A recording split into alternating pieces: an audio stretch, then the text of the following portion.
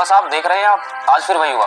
कहीं मूंछ रखने पर दलित को मारा गया, कहीं घड़े से पानी पीने पर बच्चे की जान ले ली गई, तो कहीं दलित दूल्हे को घोड़ी चढ़ने पर पीटा गया। लोग कहते हैं हम चांद पर जा रहे हैं, लेकिन जमीन पर तो हम आज भी इंसान को इंसान नहीं समझ रहे। ऊंची जाति नीची जाति, ये जहर तो कम होने के बजाय और बढ़ता जा रहा है। तुम्हें लगता है ये दर्द मुझे नहीं होता था?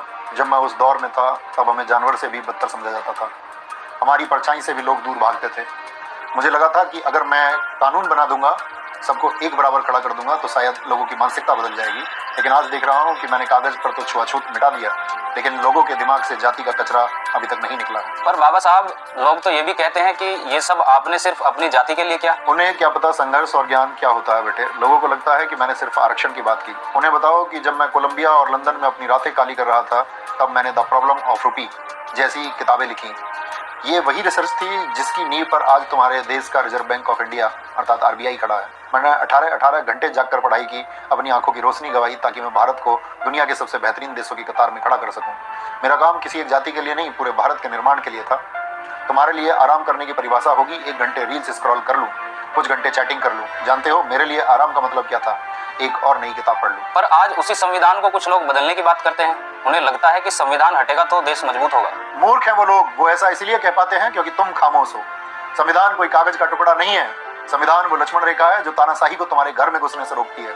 जाकर उन अंधभक्तों और विरोधियों से कहो कि यह संविधान सिर्फ दलित या पिछड़ों की डाल नहीं है। जिस दिन यह किताब हटी, उस दिन कोई नियम नहीं बचेगा। फिर जिसकी लाठी उसकी भैंस होगी। आज जो गरीब, सवर्ण या मध्यम वर्ग का आदमी पुलिस की आंखों में आके डालकर बात करता है, वो इसी संविधान की वजह से है। यह रूल ऑफ लॉ है। अगर संविधान गया तो तुम सब, चाहे ब्राह्मण, शूद्र या दलित हो, सब गुलाम बनोगे। उस दिन इंसान की कीमत खत्म हो जाएगी और पुराना दौर लौट आएगा। और याद रखना, मैंने तुम्हें वोट की ताकत इसलिए दी थी ताकि रानी के पेट से राजा पैदा होने की परंपरा को लात मार सको। मैंने चाहा था कि अब राजा वो बनेगा जो काबिल होगा। लेकिन अगर तुम गुलाम बनने को तैयार हो तो गलती मेरी नहीं है, तुम्हारी है। बाबा साहिब, हम शर्मिंदा हैं। हम आपके संघर्ष को भुला बैठे। हम जातियों में बंटकर एक दूसरे का गला काट रहे हैं, जबकि आपने हमें इंसान बनाने का सपना देखा था। हम विज्ञान छोड़ पाखंड में उलझ गए। शर्मिंदा मत हो बेटे, और अपना सिर मत झुकाओ। मुझे कमजोर और रोने वाले लोग पसंद नहीं। मुझे वो युवा चाहिए जिसकी रीढ़ की हड्डी सीधी हो। अगर मुझे सच्ची श्रद्धांजलि देना चाहते हो तो एक वादा करो, जाति का चश्मा उतार कर फेंक दो। अपने पड़ोसी में दलित या ब्राह्मण मत देखो, उसमें एक इंसान और एक भारतीय देखो। और सबसे बड़ी बात, पढ़ो, खूब पढ़ो। इतना पढ़ो कि कोई नेता, कोई धर्मगुरु या कोई चैनल तुम्हें बेवकूफ न बना सके।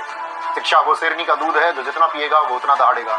मेरी बनी पत्थर की मूर्ति पर माला मत चढ़ाओ, क्योंकि यह मेरी विरासत नहीं है। मेरी विरासत तुम्हारे विचार हैं, उसे मजबूत करो। मैं वादा करता हूँ बाबा साहिब, मैं अब भटकूंगा नहीं।